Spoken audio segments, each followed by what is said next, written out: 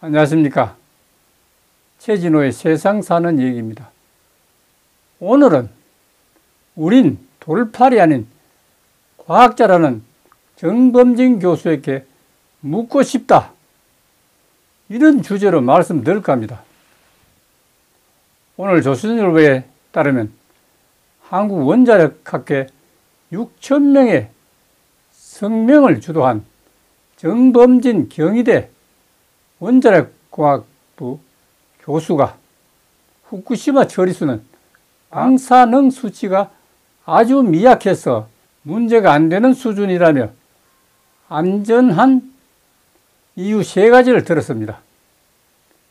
한국원자력학회 이슈위원장인 정범진 교수가 한반도와 그 주변의 방사능 농도를 나타내주는 이 RAD 앱을 보여주면서 조금만 관심만 기울이면 얼마든지 과학적인 방사능 관련 정보를 얻을 수 있다고 발표했습니다. 원자력학회 성명서를 통해서 6월 20일 일본 후쿠시마 오염수 공포를 조장하는 세력의 공개 토론을 제안했습니다. 이 성명을 주도한 정범진 교수는 명백한 사실을 말하는 과학자들을 돌팔이라고 부르며 국민들을 선동하는 세력을 지식인 입장에서 더 이상 두고 볼 수 없었다고 하면서 공개 토론이 이루어지면 국민들이 누가 옳고 그른지 이성적으로 판단할 수 있을 것이라고 했습니다. 과연 공개 토론에 참석할까요? 막연히 성명서 하나 냈다고?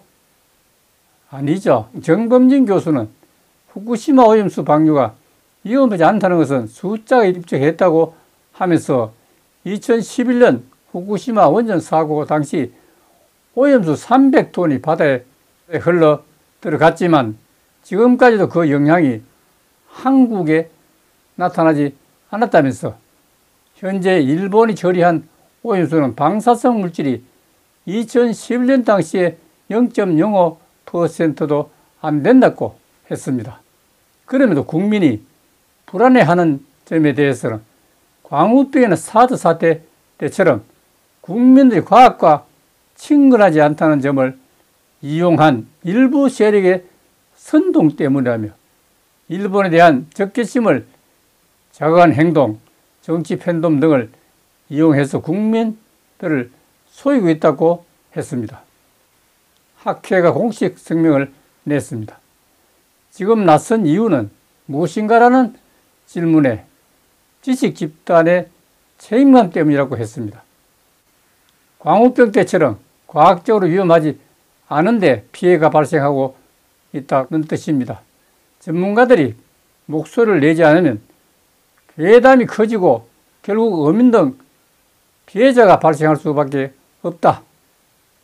그리고 후쿠시마 사고 당시 고농도의 방사능 오염수가 하루에 300톤씩 바다에 들어갔지만 지금 방사능 물질은 사고 당시 불가하다고 했습니다.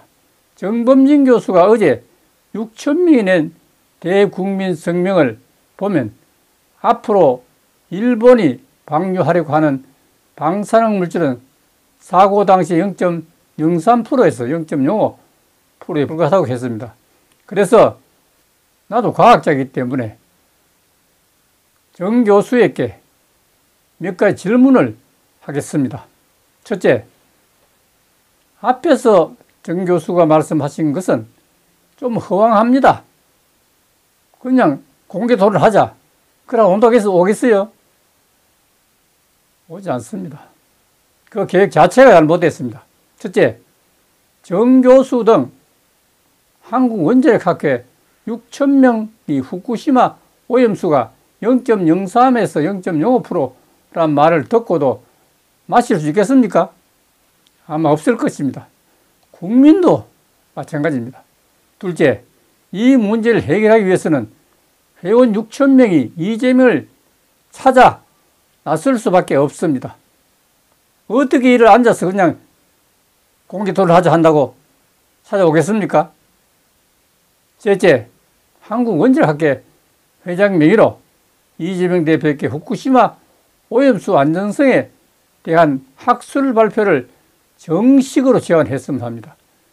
이 말은 정식으로 토론하자, 이런 이의가 되었습니다. 넷째, 연산 한국원자력학회와 민주당에서 추천하고 또한 한국수산학회와 해양수산부의 전문직도 참석해서 다양하게 발표하고 토론할 수 있도록 했으면 합니다. 다섯째, 후쿠시마 오염수 안전성에 대한 학술 발표 장소는 대한민국 600만 과학자가 있습니다. 과총에서 개최했으면 좋겠습니다. 그래서 결판을 내야 합니다. 그 다음에는 몇 가지 더 말씀드리겠습니다. 성주 롯데 골프장에서 설치된 사드 전자파 괴담 벗어나는데 2023년 6월 21일까지 6년이 걸렸습니다. 오롯이 문재인 정부가 갈가문태했습니다. 야당을 총동해서 계속 소리를 지르게 했습니다. 야당을 중심으로 사드 레이더 전자파가 참여를 섞게 한다. 이게 없습니다. 참여를 섞게 한다는 근거 없는 괴담이 나오더니 당시 성남시장이었던 이재명 대표는 사드 전자파는 인체에 치명적 영향을 줄 것이라더니 초대 가수 이인순의 노래 밤이면 밤마다를 개사케 해서 외로운 밤이면 밤마다 사드의 전자파는 싫어, 강력한 전자파 밑에서 내 몸이 튀겨질 것 같아서 싫어 라는 노래를 부르기도 했습니다. 한 일이 터질 때마다 좌파들은 즐기는 그런 기분으로 살아가는 것 같습니다. 국가의 장례 걸린 일을 그런 걸 가지고 즐길 수는 없죠. 엄벌해야 됩니다. 당시 성주 롯데그룹이 골프장으로 동원되면서 롯데가 날벼를 맞고 중국 롯데마트의 매각 조치로 전체 112개 점포 중에 97개가 롯데 손을 떠나는 그런 정말 말할 수 없는 그런 타격을 받았습니다.